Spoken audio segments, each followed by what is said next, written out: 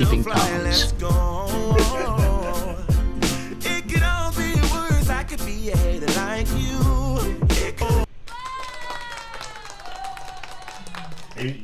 You would figure with like years and years of DJ skill, I would come up with a way to fade that out, but I ain't do it yet. That's just like hard cut, bam, clap. Anyway, we're live. What's up, Mr. Scott? How you doing? What's going on, Doc? I am Scott Smoking Silz, one of the original Hot Mix 5. We want to welcome you, and of course, my man Doc Rock, coming to us live from Hawaii. How are you, Doc? Good. Keeping myself busy. That's literally the answer to this question. Keeping myself busy and trying to stay laser focused.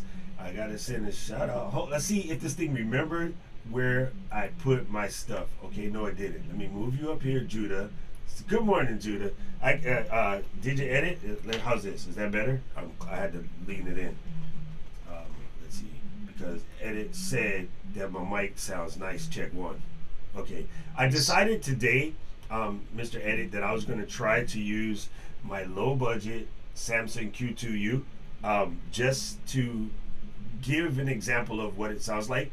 And of course, Scott goes out and gets a Rodecaster to put into his SM7B, and he sounds moist, like deluxe moist, like the cake mix. Right. Okay. My radio voice back. So I hope everybody's doing well. It's been a long week. Things are starting to reopen, which we're pretty excited about. I don't know what your situation in Hawaii is, but here in Chicago, we've got the word that things will start coming back to life on July 1st, which is pretty cool. So I'm really excited about that, and nice to see everybody getting out and about, enjoying this great weather. And lots to talk about today with regard to streaming. There's a lot of updates. We got a lot of comments from last week, and I think we ruffled some people's feathers last week too, to be honest with you, because a lot of guys are saying, "Oh, Twitch, that's where they're staying. Everything is great." And then I comes to hear that this week, I understand now that Zoom is even starting to crack down on the DJs, which I find kind of interesting, because you would think that that's basically a private conversation. You're not broadcasting publicly. But we're going to talk about that today, because that was one of the big outlets for a lot of the DJs. And a lot of people have actually been doing these virtual parties and getting paid for them, and coming to find out that they are trying to crack down on that as well. It's like the DJs are not very well liked with the record companies. They want you to play the records, but then they don't want to let you play the records. So that's something we're definitely going to talk about today. Also, I want to check in Robert, who sent us, he actually sent me a message over the week, and he the show checks us out every week. So hey to Robert, and I guess he found an alternative to the Cam Link, because for those of you guys that are trying to get the Cam Link, they're really tough to get right now. Everything is still waiting to come from China, of course. The only thing that got here apparently was the virus, but that's another story altogether. I have somebody that had luck finding it from Canada. So he went, really? Yeah, so he went and he ordered it from a Canada site. And of course, shipping from Canada is not that ridiculous, so it was better than paying the price gouging setups that you would find here. And I would say, if that's the case, another good place to probably check would be Mexico, because again, the land shipping won't be as simple. Let me answer a question real quick, Scott, because first of all, I got to send a shout out, happy birthday to my little brother, Matt Rage here. Absolutely love this guy, except for he's a freaking Patriots fan. And other than that, that's ignorant, but I love you, Matt. Happy birthday. Anyway, he said, whatever camera we're using. I am using a Sony a6400, and Scott is using a Sony a6300. They're primarily the same camera as far as the CMOS goes, or the chip that, sensor. Why am I explaining sensors to Matt? He used to work at Best Buy. Anyway, so the major parts of the camera are identical. The only difference between the 6400 and the 6300 is the 6400 has a slightly faster autofocus because it's new, and it has a one of the best features and probably the killer feature, when you do your gigs and you take your camera to your gigs, it has no recording limit. It was made after the tariff for video cameras versus point and shoots expired. So if you guys remember your old Canon 5D Mark IIs, your Sony A7s, your even your Panasonic GH4s, GH5s, all of them would die at 59 minutes and 59 seconds because there was a tariff that said a point and shoot camera could not shoot the same as a video camera without paying the higher tariff. Well, in order to keep them cheap, which is crazy because they were like $3-4 grand for a good one. They had that recording limit. That recording limit was died last year, August or September. This Sony came out in October with 0 recording limit. So that's it. And I would just say get a Sony Alpha anyway because they're amazing for the lightness. Another common camera that people like to spout is the Canon M50. And it's a good camera because you can ignore the cam link that Scott was talking about. You can go straight to USB. However, my personal feeling, the USB connection isn't as solid as a HDMI connection using a cam link. And people will argue this left, right, and indifferent. I'm going to say the HDMI connection is always more solid because USB has been buggy since USB ever. You could just be copying files and your hard drive goes, oh, I disconnected. Or your computer, every computer, Mac, PC, don't care, not enough power. We decided to kill a USB device. Well, I'm gonna agree, and then I'm gonna a little disagreement too. Yeah, because I didn't have the cam link at first. They were so hard to get, and I finally lucked out, and I ended up getting a refurbished one. I actually paid $99 for mine instead of the $110 or $120 they go for. So I got a really good price on it. And I was using a USB extension cable, so the female to male, and just to extend it out far enough to go. I had to change the cable that came with the camera. I will tell you that the USB cable that they included from Sony, which you would think would be the better cable, was the one that didn't work. Really, I pulled it off an old Logitech piece for like a remote control. It was a cheaper cable, but it worked. And that was the difference of being able to plug it into Ecamm and being able to go from there. So, if you've tried your camera and you haven't been successful with getting it to work, I would highly recommend changing the cable. Try a couple different cables. There's a good possibility you'll get it to work. The other thing I found, I was using an older MacBook Pro that I have from like 2011, I want to say, but it's the 17-inch, so it's the i7. But I noticed that plugging it into one of the different USB ports. I have 3 USB ports on that computer, and I was not able to get it to work in the middle one. So by moving it to the third port, which would be the one closest to me, it seemed to work. So it popped on, and I've used it quite a bit. As a matter of fact, I can't use a cam link on my MacBook Pro. I guess the graphics card is probably too old, so I cannot run the cam link. I have to go back and use just the USB. Yeah, well, see, the difference crazy. So when I do my streams for DJing, that's the computer that I'm using, and that's the one that you've seen on all my streams. And I use it plugged in with the with the Sony A6300 minus the cam link. Now I'm over here. This is at my desk in the office, and I have an older iMac 27. So this is a 2013, late 2013 model, and I've upgraded the RAM. I've got 16 gig. Now, I will tell you the best thing I've ever done is I turned around and put an SSD in here about a week ago. I got a 2 terabyte SSD put into this computer, and now it's like a brand new machine because this thing was taking 20 minutes to boot up. I was ready to throw the thing out the door. I hated it. It was driving me crazy. And now that I've put this new SSD in here, this thing is awesome. And I've put SSDs in both my older laptops. Both my laptops are not the newest. I have the 2011, and then I think I've got a 2013 or 2014. It's just a 13-inch MacBook Pro. That's the one I use for all my gigs. Great machine, but I put SSDs in there, put 1 terabytes in there like, 6 or 8 months ago. They're like brand new machines. They absolutely rock. The only thing that I recommend doing, which is what I did, I bumped up all the memory. So I've got 16 gig in all my computers, and it's perfect. So I'm really happy. I don't have to go out and buy a new one now as much as I wanted to buy that 2019 MacBook Pro. That's a really nice machine. If you get that with a terabyte drive and 16 gig of RAM, it's sweet. But a lot of people that have gone out and bought those recently still say that for streaming, the fans come on and they get really, really loud because there's no way to eliminate that fan from going off.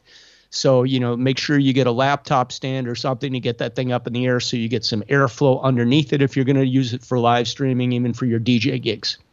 All right, so the first thing to note is on the Canon cameras, they have a special utility that basically makes them work with everything. That's just built into the Canon cameras. And that M50 is a lot cheaper, but it's not the same level of APS-C as the, say, 6400. The 6400, if there were linear counts, would roughly be 2 models higher, right? The M50 is closer to the 5100, which is the bottom of the food chain in the Sony APS-C cameras. But this week or last week, Canon updated their EOS utility. So basically almost every Canon camera made since like maybe the last 6 years, you can just run the USB. Now, the reason why you were having that issue, Scott, with the USB cable, and this is something that most people don't know, which is why, again, I don't like USB. In a standard cable, let me just grab one. Of course, I don't have one. Oh, it's connected. Hello. In a standard cable in USB, there are 2 types of USB cables, and it's almost never written on the cable, okay?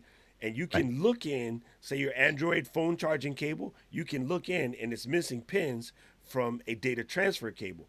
And there shouldn't be that way because the cables cost 8 cents. Make all of them data transfer capable. So the reason why people have problems is they grab a cable that, yes, is powering my camera. It should work. No, but look at the pins. The data transfer pin is missing because somebody in Shenzhen decided that we can save 2 cents by yakking those 2 pins. And maybe 2 cents over selling a couple, 100 million cables. Yeah, that's a lot. I get it. But that's where the confusion comes from. And then so that's why things for like us camera guys, like tether tools exist. And my guys at Pro Camera Hawaii, they always say get a tether tools cable because it will work with every camera automatically, always connect, and they will run about 60 feet with no issue because they have power boosts and stuff built in. So that's sort of the primary difference. I do need to send a big shout out. Number one, my brother-in-law. I don't know why that knucklehead is watching, but hey brother-in-law, nice to see you, fam. Love you, brother. And then my buddy Dirk, he's listening all the way from Leipzig, Germany. I hope I said that right. Nice. Dang, we got fans in the other side of the planet, Scott. That's pretty awesome. That's right. That's the beauty of Facebook and YouTube. We're worldwide with this thing. It's pretty cool. And the other thing, talking about that cable, but the cable that's the one that actually came with the Sony camera. Yeah, you would think Sony. No, you're missing it. Sony camera is never designed to be a webcam. It has no mention of webcam in their thing. What Ecamm did was a fix, and it only happened last month or 2 months ago. Okay, that Sony that cable, that gray cable that came with Sony or the black cable that comes with your Sony is designed to take the information from the SSD, not the SSD, English, dude, from the SD. It's designed to take the data from the SD card, like the pornographic pictures you shot, and move them to your computer. It had no intention of sending video signal. So that's why. Right. That's why the Sony cable surprisingly doesn't work, because there was no intention. Now, the new Sony camera that just came out a week ago, which I'm hoping to get my hands on so we can test it out, it has a web feature built in, so it will probably come with a data-capable camera. Well, you beat me to talking about that because I went looking for that camera this past week. So I went to my local camera store, which is Dodd, and then I went over to tried to get to Apt to get one. Apt had 10 of them in. 6 of them were sold. I was like, okay, cool. I'm going to get one of these bad boys. They wouldn't sell it to me. Really? Not until the 18th. They're not releasing that camera. Oh, yeah, that's right. That's the release date. Until the 18th. But yet, now David Foster from Live Streaming Pros got a hold of 2 of them, but he bought his online. He bought them from B&H, and they got shipped to him. Now, I got to be honest with you. I'm kind of glad that he got them and I got to see what they look like, because after I saw what it looked like, I'm not as anxious to go buy one. That's got me thinking maybe I'd go buy a 6400 because I was never anxious to buy one. I just want to get one to show to people, and so Pro Camera I can rent it and give it back. But definitely it's not the camera for somebody like, I would say us, right? But for someone just starting, or the vlogger, or the content creator, like, it's good for that. I will never ever buy a fixed lens camera for any reason. Well, that's the thing. But the other thing is, he had this camera outside, and to me, everything looked overexposed.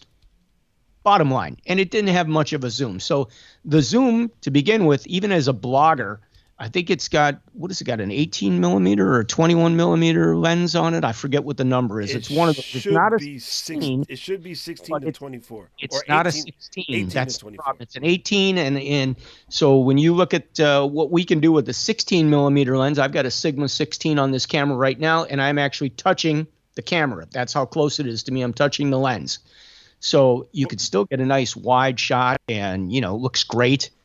The Sony was much tighter, so you can't really see as much in the background. It does blur the background. It's nice as far as that goes. But I thought all the shots were overexposed, and then I didn't think it had enough zoom. So I think if they would go to like a 16 to, 50 or 75 millimeter, something of that nature, it'd be awesome. That's where I think they're kind of missing the boat there. Well, okay, so that your 16 millimeter is not 16 millimeter, right? Right, because I've got a crop sensor on there, so it's actually a little bit more than that. But I think it's a crop sensor on the new ZV-1 too. Yes, so if it says APS-C on any camera, unless it says full frame, it is definitely a crop sensor. So I'm trying to find what the VZ1 is their actual setup. But yeah, like it was a camera that's sort of designed, for the entry level vlogger. And I tell people all the time, if you're going to do that stuff, then don't buy a camera like that anyway, the ZV-1, because, hey, don't play YouTube video. What are you doing? Stop.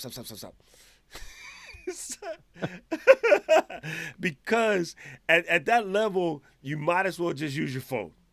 Okay? Straight up just use your phone. I agree. I mean, I got an iPhone, and it takes incredible video. It takes incredible photos. So I don't really need something small to put in my pocket. I've got something that goes in my pocket, and it goes everywhere with me. So I might as well have something that I can, take the lens off and change the lens. Because really the trick to any great camera is having a great lens. The lens is more important than the camera, right? Yes. I mean, you could buy a cheaper, older camera, but if you got great glass on there, you're going to get great photos. You're going to get great video. Obviously there's a lot of things, as the technology has changed with the autofocus and everything else, it's going to be better on these cameras, but that's definitely something. So, if you're using this as a DJ, I mean, honestly, you can use your iPhone, which a lot of guys are using, and it looks great. I mean, let's face it, Facebook is cutting you down to 720. You're not going 1080. The only way you're going to do 1080 is to go to YouTube, and they're going to shut you down because of copyright. And, so in terms of the quality, I mean, what more do you really need?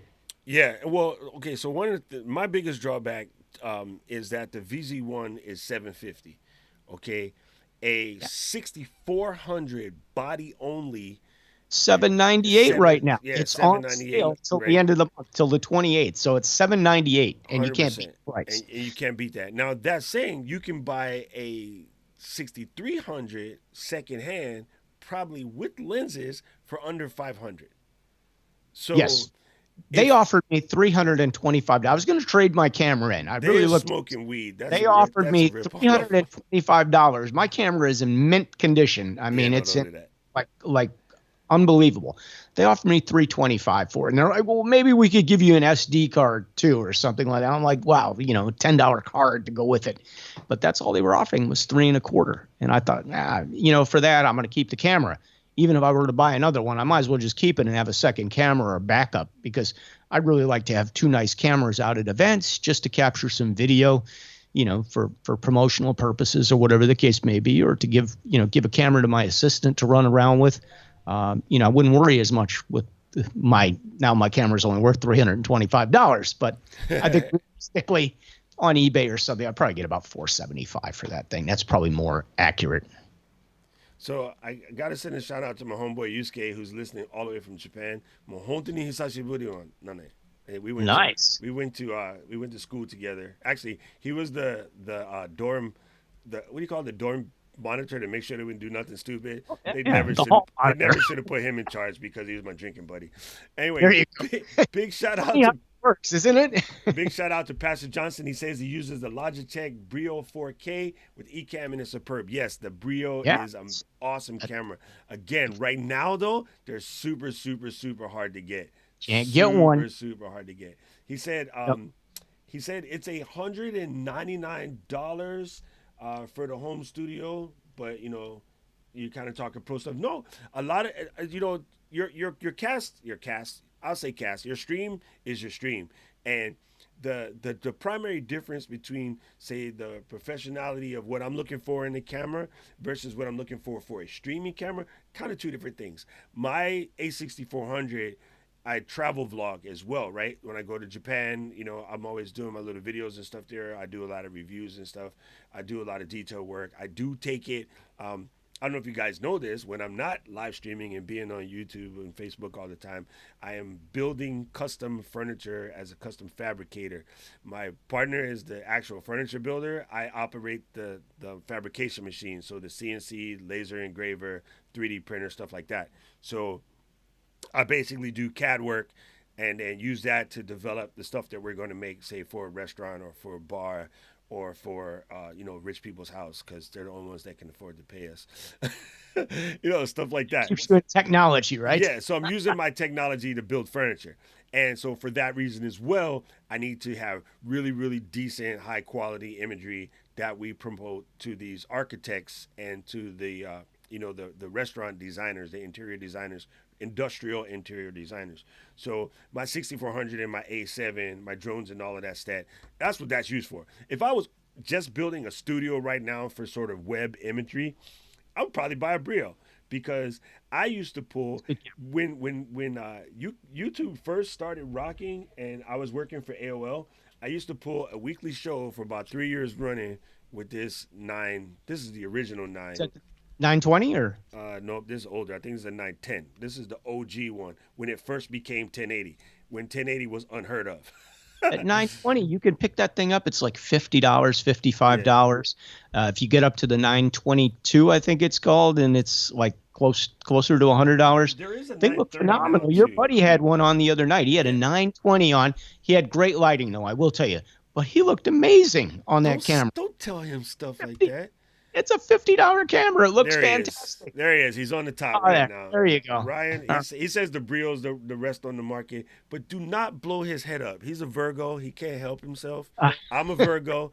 Never give us compliments because then we'll be walking around all day with the nugget on the show. We won't fit you in that little tiny screen on the box. Yeah. I got to send a shout out to Jamain Freeman. Jamain, sorry. I said Jaimin because I looked at the icon and I was thinking Jaimin Hansu. And so I said Jaimin, but it's Jamain. Sorry, Jamain. I didn't mean to do that to you, fam. He said that the A5100 is good for photography as well, especially. Oh, actually, yes. On that Sigma 16, which is a $399 on sale right now. That Sigma 16 is amazing. I took it with me to Japan on my last trip, and I took some absolutely incredible pictures. Now, this is where I get a lot of fights with photography guys. I don't buy zoom lenses. I don't like them. Okay, here's one right here. Nope, that's a fixed too.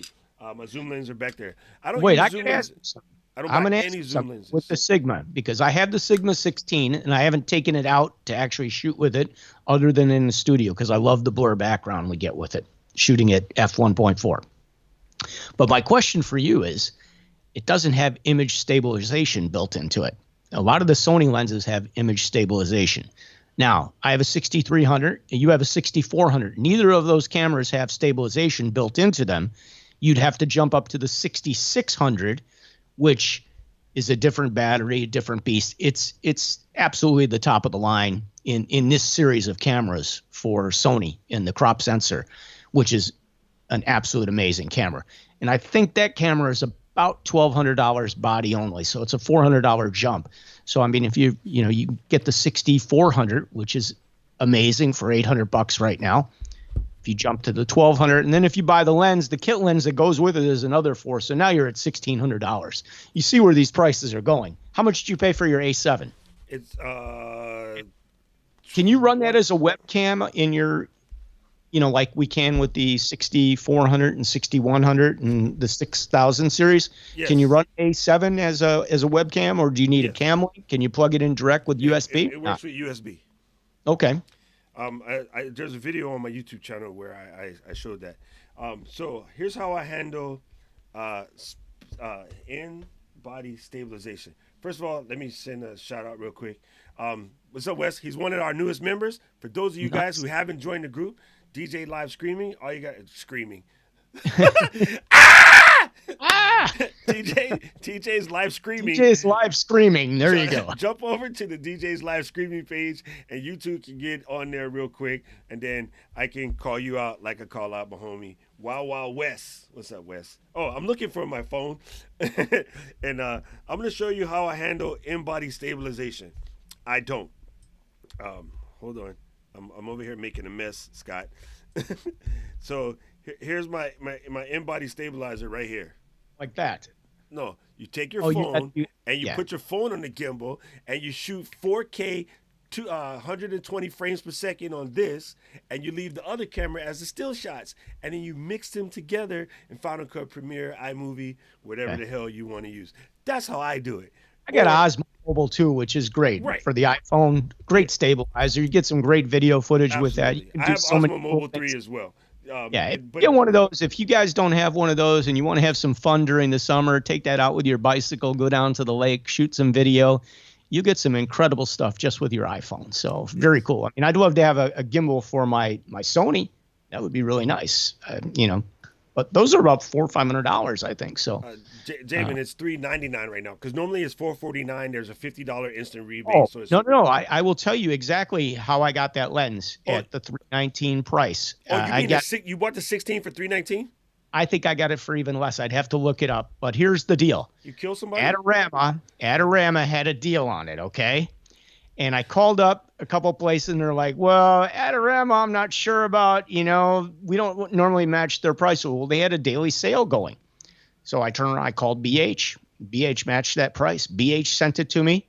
So I didn't have any second thoughts about it. I got it from BH, and it came quickly. And, I got a great deal on it. And now you can get the 30 millimeter. They have a 30, which is what I was really interested in. Yeah, you want to get all three. I want to say it's like $289 or something like that, if I'm not mistaken. You really want to get all three. Time, like a week or two ago. These prices change quickly. One thing I wanted to point out to Jamin real quick. This is going to sound funny to you, but I don't have the Sigma on right now. I'm actually using the Sony 16 millimeter. And what's good about the Sony 16 millimeter is you can get it for $200. It's about this big, right? It's a really flat pancake. Let me see if I can get you the actual link. I'm supposed to know these things off the top of my head because I've had this lens for years. But it's a really good lens. It's not going to be as crispy as the Sigma. But if you just need one in a hurry, you can pick them up used on eBay for like $127. You can buy it brand new for like $189 at Best Buy. It is a Sony SEL16 F28. That is the name of him. Let me go ahead and pull this up real quick, and so I can show you what it be like. Let's see if this works. Let's see if I break something. Boom, that's it right there. It says 248 on B&H right now, but you always can find these. If you look around, because it's an older lens, a lot of people don't buy them, but they're really, really good on the 5100. If you have the 5100, it'll be amazing. And again, you can normally pick it up less than $200. And I'm currently using that right now because I wanted to test to see. I'm always trying to test things to give people cheaper options because a lot of people complain, oh, well, you're using the A6400 and you're using the Camlink 4K and you have really good lenses. And that's a 2.8, a little different than the but look, it works. 2.8 it works great. Yeah. It works great. So looks awesome. The other thing you can do is if you want your 2.8 to give you a slightly faster thing, buy one of the, I won't call it knockoffs, but let's just call it one of the buy an import speed doubler because they don't really have to do a lot, but what a speed doubler does is it puts a little gap between your lens and your mount. They're normally about yo big. When you put it on, it will take my 2.8 and drop that down to a 1.4. Right? If you have a 4.0, it'll drop that down to a 2.0. And normally, speed doubler is what we used to use them for. When I first switched to Sony, I had like this much Canon glass. So I had a Metabones, which is a $600 high-end speed doubler. But what it was designed for, it was allow me to use all of my Canon glass on my Sony body until I slowly sold and swapped everything out. And then now everything's crispy moist. Now, back to what I was saying. I don't like zoom lenses at all. I always buy prime lenses. This is a 24 millimeter prime. That's a 16 millimeter prime. The Sigma's a 16 millimeter prime. This A7 right here has a 35 millimeter prime. And then I have a 50 millimeter prime, an 85 millimeter prime, a 95 millimeter prime, 105 millimeter prime, and 150.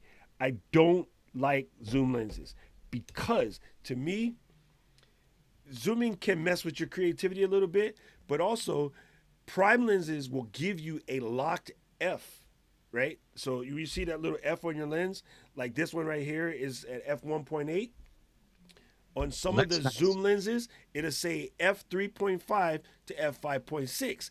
And you go, well, 3.5, I can get a decent bokeh. Well, no, you can't, because when you zoom it in, it's at f6, and you ain't getting a bokeh. And that's what I use. I've got that on my 63 at most of the gigs. And I like it because, you know, I don't have to get in somebody's face to be able to get a close-up shot. That's why. I mean, it's just easier. But yeah, so quality suffers a little bit. Absolutely. And if you want to know, in reality, like my camera skills in these little guys comes from these guys, right? My dad is a professional. What's the word I'm looking for? Not photographer, not even videographer. He's a cameraman. He's a film shooter. Yes, cameraman, editor, producer, DP, all of that. My dad like DP movies for Disney, so I learned from the best. And prime lenses is always the way to go. You definitely lose the ability to zoom, but what we used to always tell customers in our store, and I'm gonna put Ryan up, because when I left to go to school in Japan, Ryan became me at my family store, so that way I can go get drunk for a year with Yusuke.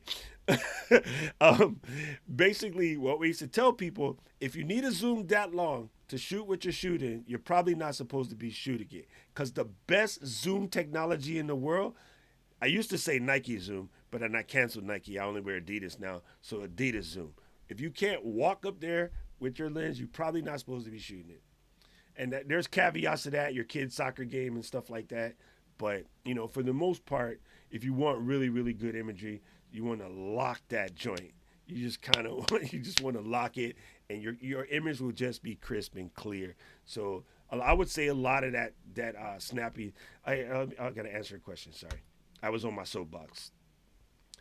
I keep wanting to say Jamain. Damn it, Jamain. You're going to change your name because you're killing me. Either that or get rid of your Jamain Hansu image. But we do have the same haircut, so you're cool. Blinded by the light again. There we go. A speed doubler and a teleconverter are slightly different, but they work in the same fashion. A teleconverter basically doubles your teleconversion. Wait, yeah, I think I said that right. It basically takes your zoom capability and adds to it. So it's very, very similar. The speed doubler, what it's doing is taking your aperture and adding to it, right? Because the smaller the number is, the bigger aperture. The high number is the tiny aperture. So f22 is a dot hole like we used to poke in the oatmeal canister. And then right. F2 is an owl eyeball. And I love to use owls because they see so well in the dark, where we can only see halfway in the dark as DJs, which is why we all had ugly girlfriend once. That's only at 4 or 5 o'clock in the morning. Hey, don't say anything bad. Pastor Johnson might still be listening. Right. So, but yes, really, fam, I'm going to go ahead and say, if you're just starting out, or even just you're trying to keep it low budget, do it. My man Edit says, get the C920S, or like Pastor Johnson says, get that Logitech Brio. And a lot of times, that S, when you look at those cameras, I think there is a different designation. They make one that they only sell on like eBay or Amazon, and I think it has a different number to it. So it's a 920, but then it has an initial after it, a letter. And I think that is one that's either sold only on Amazon or only on eBay, but they are the same camera. Am I correct with that, Doc? I think the S is a slightly newer model, but it's probably more firmware oriented than anything. Because it's still basically 1920 by 1080, 30 frames per second, Yeah.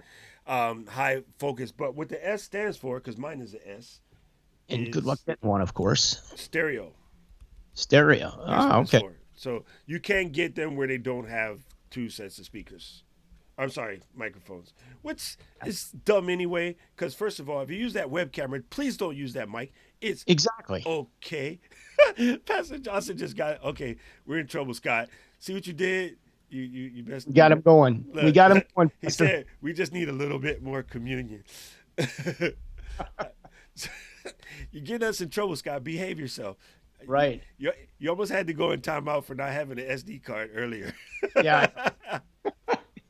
So yeah, it was funny. You know, I bought this Rode piece, and it's a very nice piece. Man, you but sound one so of the, good today. One of I the, hate the you. beautiful things about it is that you can go in and record your audio, and now it'll even break it up into like 16 tracks for you. So you get everything individual. You load it into like Adobe Audition, and everything just kind of comes in there. Well, I don't know about that because yesterday I didn't bother to buy the card for the thing, so we're not recording on it anyway. Who cares? But my mic sounds nice, right? Sounds really, really, really And then good. I could just pop the sound in. That's the crickets. See how nice it sounds? See how nice that See, sounds? That was the crickets we should have used after we said something bad. Right. Okay. And Okay, Doc. Pastor Johnson just made me feel a lot better. He said drinking's not a sin. Oh, so it looks like Jamain also. I said it right. Jamain also has a Rodecaster Pro. That's good to know. Okay, so Jamain, I've been trying to get this pod mic for like the last 2 months, and what's super funny, last week when we were doing the show, Best Buy emailed me. It's in stock, but I was live talking to y'all. Okay, so as soon as I got off, the email was on my phone, and I saw it because it popped up on the screen. And so I said, okay, boom, I'm going to go get it real quick. And Best Buy was out that quick. So which one do you want? The little $100 one? The pod? Yes. And it's not again, I mean, I have like 6 mics within arm reach right now. I buy them to shoot my YouTube videos and do tests and explain to people what's good. And then I always say I'm going to sell them after, but I don't. I just end up keeping them. I might be able to find one of those. I think I saw one the other day. I don't want to tell you where yet, so that you could get it if you want it. But if you want one, I will see if I can find one this afternoon. It's supposedly mixed in with that particular Caster Pro that you have. Like send me the model or put the picture up of the one you're. It's just pod mic. The pod mic. It's the $100 mic that they're offering. $100 mic. It's a little shorty. It looks like the remember the it's like a little mini RE20 base. RE20. That's what I was going to say. I was going to ask Edit, what was the mic we had in the radio station? It's the RE20s. RE20. The extra voice. Which, by the way, they now have a preset in here for the RE20 if you have one. Oh yeah, there's a new firmware, right? Did you update to the 2.1 firmware? Yes, I did. So I guess we lost the reverb. Supposedly there was reverb before. But, you know, honestly, I didn't have to make a lot of tweaks to this. I pretty much just plugged my SM7 in, told it I had a condenser mic, and boom. Okay. Sounds pretty good. Robert has a question for you. Robert said, you got any feedback on the SM57B? You mean 57B or 7B? I mean, so what I'm using right now would be the 7. Now, this one is almost 50 years old, the one I have in front of me right now. The OG, the real This is deal. the OG, the real original one. So this is vintage. The only thing that has been done to this microphone is the windscreen has been replaced because it was just like falling apart. It was dust. So I got a new windscreen for it, but this mic is like 50 years old. This thing came out in 1973. It's the SM7. Like 4 marks on this thing. Has probably been used for rioting, okay? Because there's a lot of marks on this thing. It's been like pounded every which way you can imagine. Yeah. A lot of rings have hit this thing apparently over time. God, it's so crazy, right? That a 1973 SM7 still sounds absolutely gorgeous in 2020. It has not even been refurbished, okay? Only the windscreen has been changed on it in that time period. And I changed the windscreen on this probably 6 or 7 years ago. So, yeah, it's a great mic. But the SM57 is a nice handheld mic for like an event. If you were an event DJ, which we all are, that's a really nice microphone to take out and use. It's awesome. Yes. Dirk said I can have his pod mic, so we're just gonna have to figure out how to ship it from Germany. So he's got one. He likes it, huh? And then Jamain said they took out the reverb, but with the pod mic and the presets, it's really amazing right out the gate. And I know that, okay, so there is a new firmware update that I was trying to watch the video yesterday to dive into from Rode, because they just put out I just love Rode mics. I have the little teeny guy, which is also great for us streamers if you want to have an on-camera mic. I have the little shotgun mic. Yeah, that's the one. $55 one. It's up on the top of this camera now. I don't have it set up or plugged in. But I will tell you, I looked at the bigger Rodes, the $150, $200 ones that are like larger shotguns. I mean, they're like this long or whatever. I actually thought the sound quality on the little $55 microphone was much better. And the reason, it wasn't as bassy. And for, anything that we do, a lot of times bass isn't better all the time. I mean, one of the tricks in radio production is to take some of the low end off, so everything cuts through when you want to get it over the audio. So I tend to take bass out of microphones quite frequently in production, so that stuff just kind of cuts through. So I really thought that was a better microphone, and I was like, wow, it's like $55. Well, the other thing to remember, all of our streaming platforms, so your YouTube, your Facebook, even Mixcloud, which today we're live on Mixcloud, people. I don't know if anybody had a chance to look at it, but I'm looking at it. It looks okay. I can't see how far behind we are. Let me throw a comment real quick. Just to see how far. There's 1, 2, 3, 4, 5, 6, 7, 8, 9, 10. Wow, it's far. Okay, there we go. It's about 15 seconds back, but she goes. It takes a little time, but hey, it's working. Live, right? It works. So in theory, although we would get kicked off of YouTube and Facebook, we could play some normal music, because our Mixcloud some hits. It is playing, and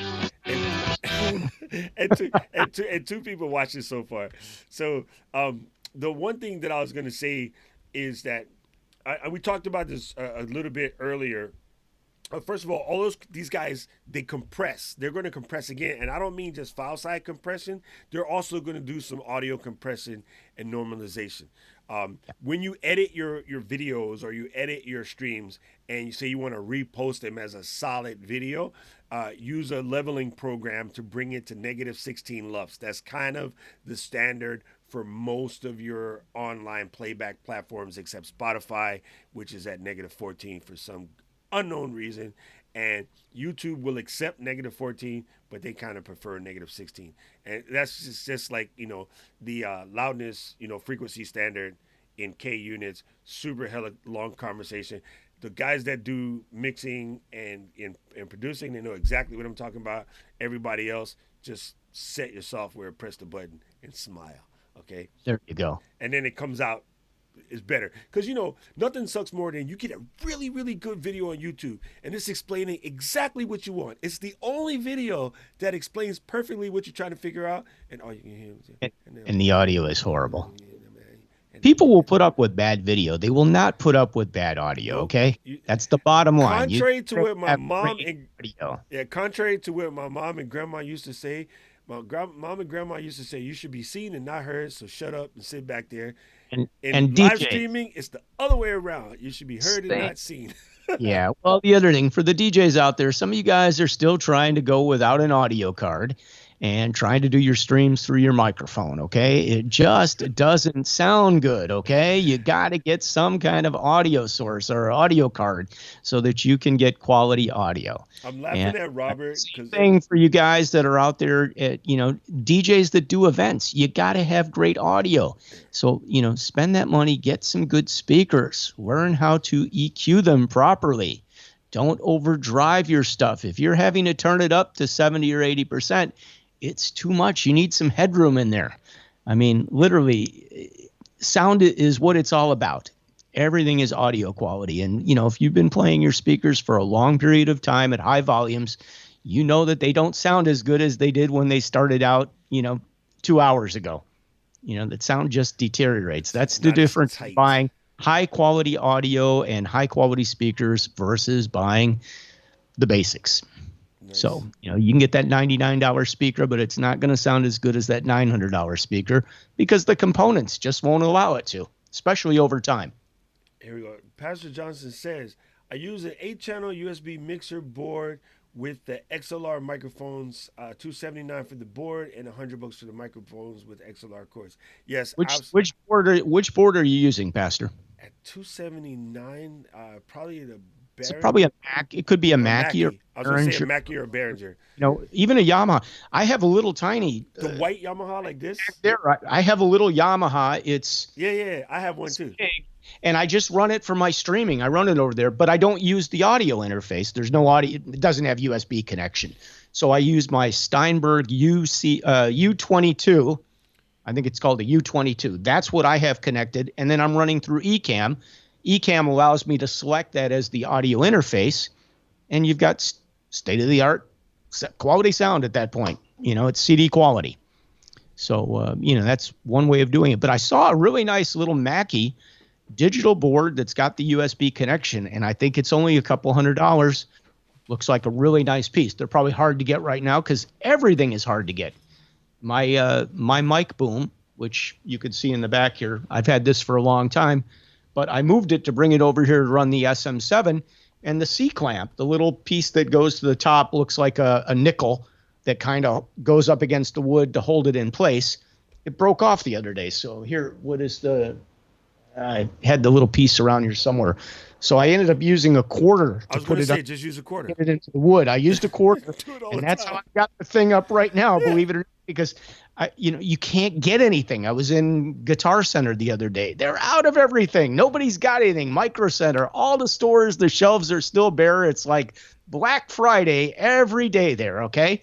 It's pre-Christmas sale, and the lines are long, and there's nothing available. So it's just amazing to me that people want to spend money, and there's nothing to spend it on because there's nothing shipping from overseas. I got a super funny question, and then I'll cover that. Hey, Patrick D. And wow, speaking of Patrick D, he just said, I'm currently using my iPhone. What's a good startup camera? You got to rewind to the beginning. We just talked about that. You just missed it. I wish you were here, but a quick recap on the low budget, Logitech C920S or the Logitech Brio webcams are absolutely incredible. Caveat, you must bring the heat with the light. Get really, really good lighting. So a couple of large panels, that I believe was 2 shows ago. If you go back and watch the 2 shows ago, which they are available on YouTube, and they're also available in the group, you can find them. We talked about getting really good lighting, and if you have good lighting, those webcams will be absolutely fine. And if not, my recommendation would probably be on the low end would be the 5100 Sony. If you happen to be a Canon user and you have other Canon stuff, then get the M50 because it's a little bit cheaper. What I was going to say, if you that camera's about what, $400, I think, if I'm not mistaken. Yeah, it's a good price. If you can get your hands on one of these, because this is an older model, the new models are roughly around $200. The older model you can probably grab somewhere for like $100. This is a Zoom H4n, and nice. this thing has been through hell and back. I've had this guy since probably about 2010, and it's 10 years old, and it's a tank. It still works. So what's good about it, though, is it does have 2 XLR ends, so you can take this and plug it to a standard SM58, and the USB will, from way back then, turn this guy into an audio interface. So you can get away with something as simple on the microphone side as a SM7B, as a SM58. There you go. And today I am trying out, normally I use my King B large diaphragm condenser, but today I am using a $50, it's a $50 Samsung Q2U. And what's cool about this as well, this USB cable is how we're connected, but it also has a XLR for when you decide to get an interface. So I wanted to do... My Yeti doesn't have that. I've got a Yeti here, which I wish, would have a XLR connection to it. They have an XLR Yeti, but it's $250. And I think now it's probably down to like $199. But I would say to buy a $199 Yeti, you bow out your mind. I'd put that money in. get the Shure SM right here. Yeah. I mean, that's what I would go for. In the words of my grandma, you about out your mind. So at that level, what you would want to do is get a $150 interface like the Solo, which is actually $120. Focusrite is 100. Yes. You can get Focusrite for $100 to $120 somewhere in there. Yeah, that's the Solo Get a though, one. right? So I believe so. Yes, I believe the so. Solo is 110, 120, but the 2i2 is 150, and then you could buy a $50 SM58 and connect those two together, and you're at the same price as the Yeti, and I will guarantee you a dime against two fat boys, it would sound about 308% better than the Yeti. Because in my personal opinion, and I'll take all of the emails, you can hate me, it's just hey DJ at djlivestreaming.com. You can email me, tell me how much of a mean I am. I hate the sound of Yetis. Can't stand them. Sounds like Well, you're that's what talking I've been to a using plastic for the bag. last 3 weeks on the show. I've been using the Yeti. I know. I got discerning ears. I can't stand the sound of them. It's a roll off thing that the average person won't pick off, and it could be ears are ears, right? My ears are different. There's a frequencies that are missing in the Yeti that I don't like, and I can always tell when someone's using the Yeti. So here's the thing. They're pretty loud. You know, they have a lot of output. They offer, when I got mine several years ago, and I think I only paid like $79 for it. It was pretty cheap, but it came with, an audio editing program, and it also came with Nectar Elements. So it gave you the opportunity to model the microphone, gave you some processing. But because we are so power hungry with live streaming on these computers, I really don't want to have anything open that I don't need. So I used to be able to run this if I was just on a Zoom call or a Skype call. You could bring the processing up and you could actually make the microphone sound pretty good. But again, it's another program. It's a plugin that you're bringing up, and it's eating up resources of the computer. And resources of the computer with streaming, we need as much as we possibly can get. All the horsepower that we have available to us, we are going to use. Yes. And what Ryan says, because he has a Yeti. Yeah. Oh, okay. Now I will say there's a couple caveats to that. The original Yetis were great. That's what I have. Logitech bought them and decided to make them cheaper. Because the original Yetis were... Mine is the Blue Yeti. And when I got it, now I told you I got a good deal. I think I paid $79. I got the windscreen, which is like $50 or better. This is metal. It's a nice piece. It was included in the price. Yeah. I also got the... now I can't even think of what I'm trying to call it. The shock mount. The shock mount is... And this microphone weighs a ton, okay? These things are heavy. And then the shock mount is huge and it's heavy.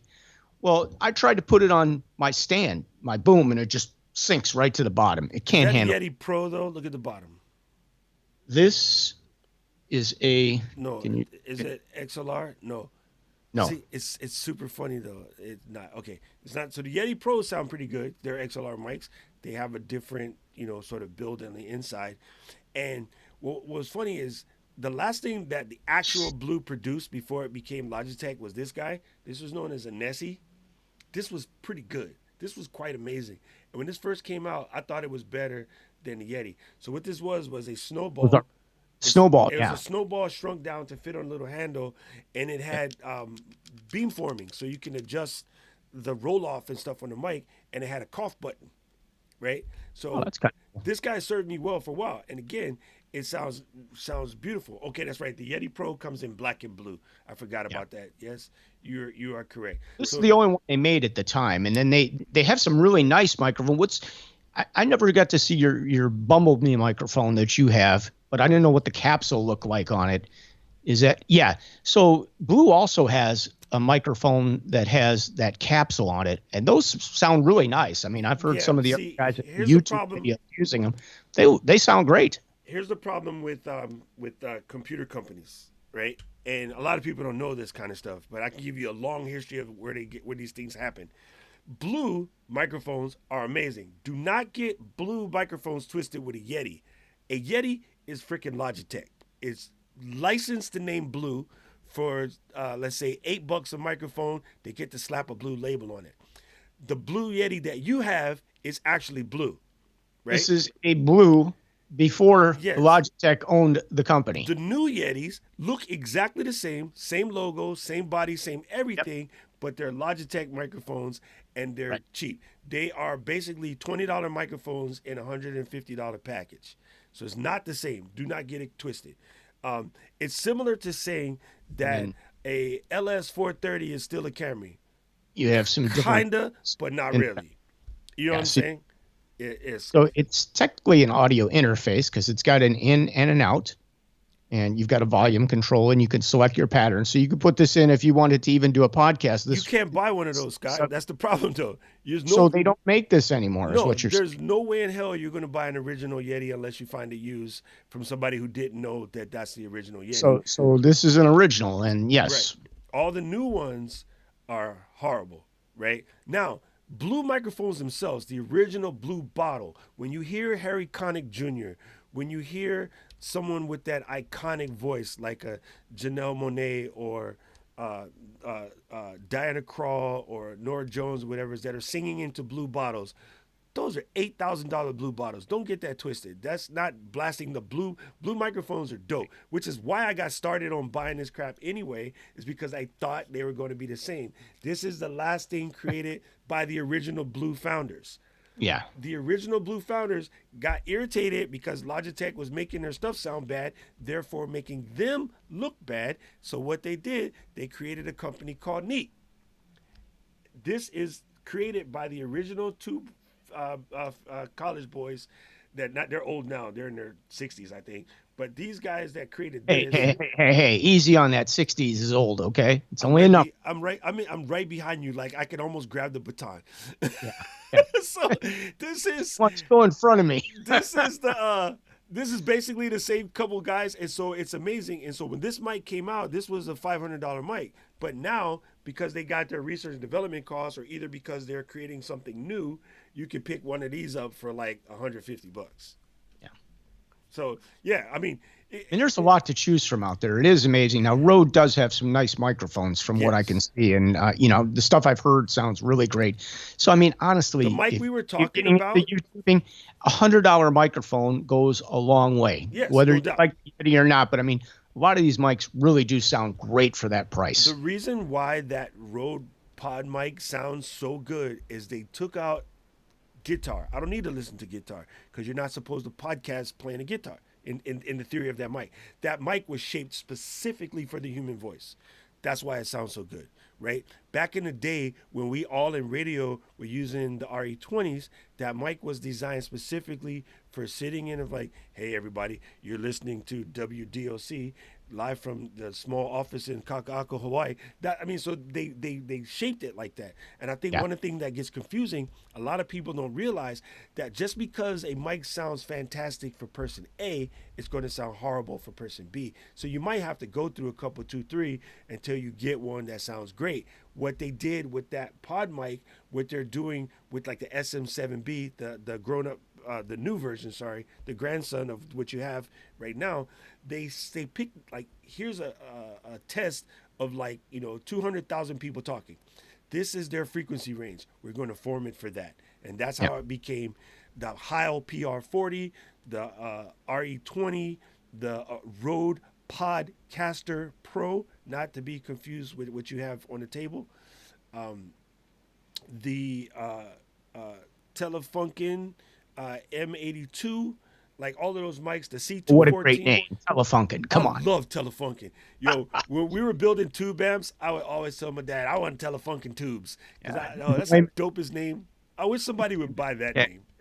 Yeah. Well, even your Neumanns, your U37s, like all of these things were designed for the human voice. So they're different. Everybody's voice is different, Now they do have some settings on this piece from Rode that allows you, if you've got a strong voice like Doc, you'd probably be in the stronger voice category or the deeper. I'm in the mid category. But I have some really nice voice processors here, and I've never hooked them on to the system to come on and do this. So this gave me some processing. But I will tell you, one of the biggest challenges as a production director, which is what I did for like 20 years for radio, is creating all the commercials and, recording all the talent that comes through the door.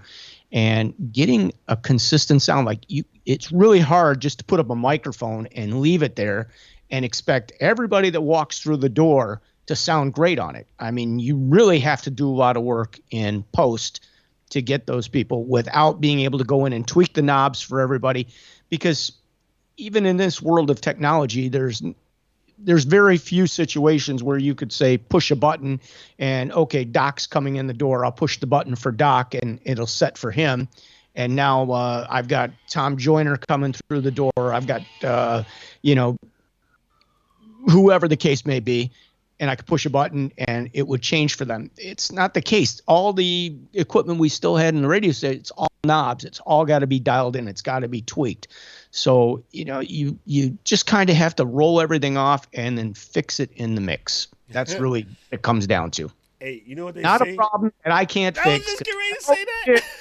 In the mix. I was just getting ready to say that. Oh, you beat me to it. That is awesome. Well, that is a fantastic way to wrap this joint up, because you totally got me.